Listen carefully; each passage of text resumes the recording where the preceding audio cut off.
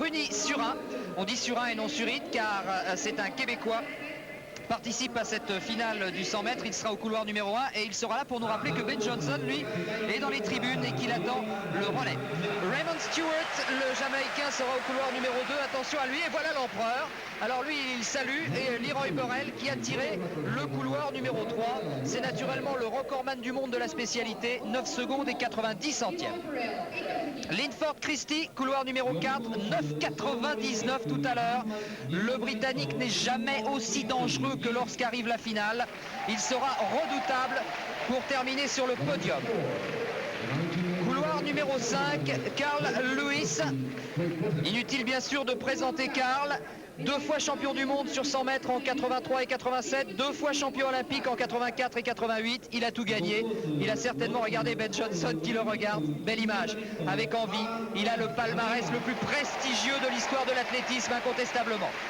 Juste à côté de lui, le troisième homme, le troisième américain, Dennis Mitchell, lui qui n'appartient pas au Santa Monica, qui n'est pas hyper copain avec Lewis et Burrell, a quand même une référence à 9,99 en demi-finale tout à l'heure.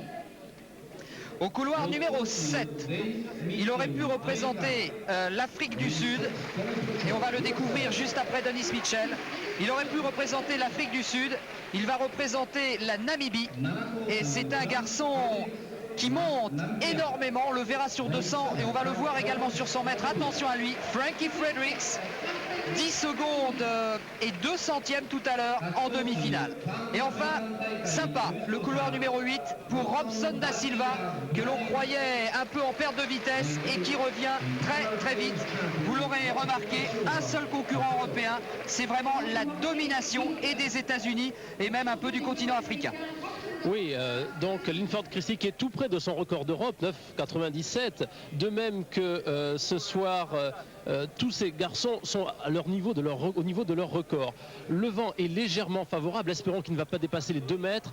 Bref, tout est prévu pour qu'il y ait un super chrono dans l'air, mais c'est la victoire aussi sur laquelle il faut escompter. Parlant de chrono, tous aussi ont considéré qu'ils étaient mal partis. Qu'est-ce que ça va être s'ils partent bien ? Ça va être peut-être moins de 9,90 qui est le record du monde actuel de Leroy Burrell.